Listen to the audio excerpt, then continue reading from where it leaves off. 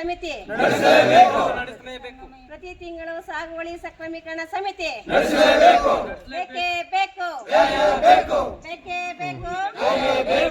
ಕರ್ನಾಟಕ ಭೂ ಹಕ್ಕುದಾರರ ವೇದಿಕೆಯಿಂದ ರೈತರ ಬೇಡಿಕೆಗಳನ್ನು ಈಡೇರಿಸುವಂತೆ ಪತ್ರಿಕಾಗೋಷ್ಠಿಯನ್ನು ನಡೆಸಲಾಯಿತು.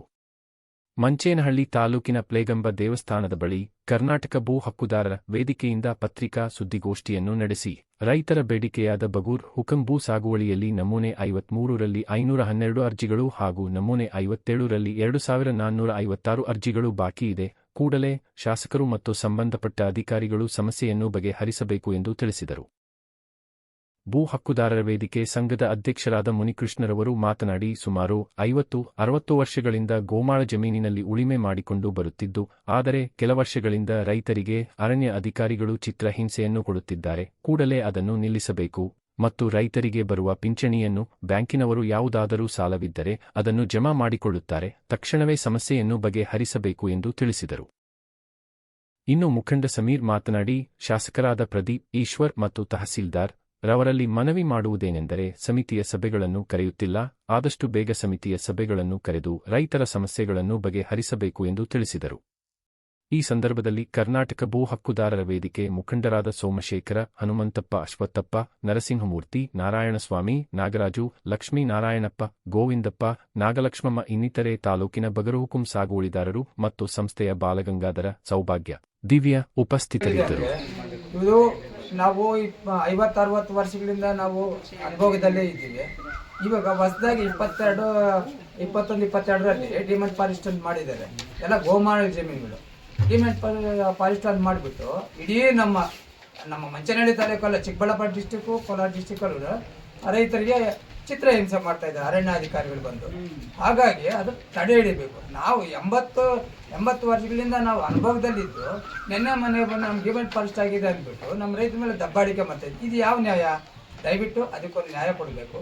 ಮತ್ತು ನಮ್ಮ ರೈತರದ್ದು ಈಗ ವೃದ್ಧಾಪ್ಯ ಪಿಂಚನ್ ಬರ್ತಾ ಇದೆ, ಅದರದ್ದು ಯಾವುದನ್ನ ಸಾಲ ಇದ್ದರೆ ಬ್ಯಾಂಕುಗಳಲ್ಲಿ ಆ ಸಾಲಕ್ಕೆ ಇದು ಹಿಡ್ಕೊಳ್ತಾರೆ. ಇದು ಯಾವ ನ್ಯಾಯ? ಅವರೇನೋ ಜೀವನಕ್ಕೆ ಅಂತ ಸರ್ಕಾರಕ್ಕೆ ಅವ್ರಿಗೇನೋ 1000 ರೂಪಾಯಿ ಕೊಟ್ಟರೆ ಅವ್ರ ಜೀವನಕ್ಕೆ ಅಂತ ಕೊಟ್ಟರೆ ಅದನ್ನು ಹಿಡ್ಕೊಂಡು ಅದಕ್ಕೊಂದು ನ್ಯಾಯ ಕೊಡಬೇಕಾಗಿ ತಮ್ಮಲ್ಲಿ ಕಳ್ಕಳವಾಗಿ ಪ್ರಾರ್ಥನೆ ಮಾಡ್ತೀನಿ.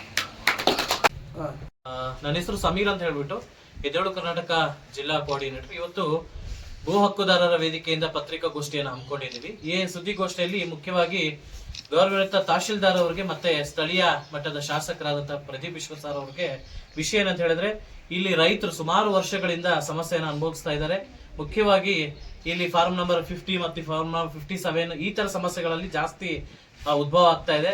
ಈಗಲೂ ಕೂಡ ಇನ್ನೂ ಕೂಡ ತಹಶೀಲ್ದಾರ್ ಅವರಾಗಿರ್ಬೋದು ಮತ್ತೆ ಸ್ಥಳೀಯ ಶಾಸಕರಾಗಿರ್ಬೋದು ಯಾವುದೇ ಸಮಿತಿಯ ಸಭೆಗಳನ್ನ ಕರೀತಾ ಇಲ್ಲ. ಆದಷ್ಟು ಬೇಗ ಸಮಿತಿಯ ಸಭೆಗಳನ್ನ ಕರಿಬೇಕು.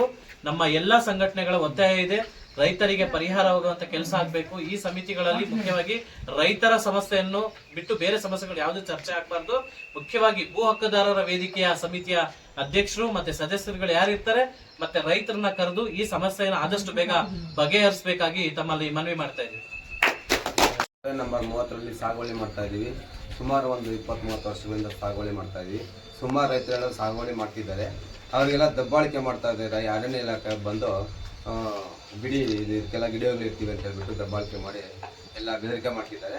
ಅದಕ್ಕೆ ಮೇಲೆ ಅಧಿಕಾರಿಗಳು, ಸಂಬಂಧಪಟ್ಟ ಅಧಿಕಾರಿಗಳು ಬಂದು ಸಂಖ್ಯೆ ಹೆಚ್ಚಿಕೊಂಡು ಕಾರ್ಯನಿರ್ವಹಿಸಬೇಕಾಗಿ ಕೇಳ್ಕೊಳ್ತಾ ಇದ್ದೀವಿ.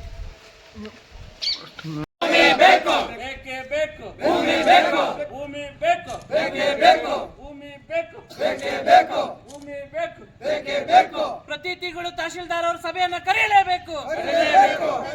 ರೈತರಿಗೆ ಆಗಿರುವ ಸಮಸ್ಯೆಯನ್ನು ಆದಷ್ಟು ಬೇಗ ಪರಿಹಾರ ಮಾಡಲೇಬೇಕು.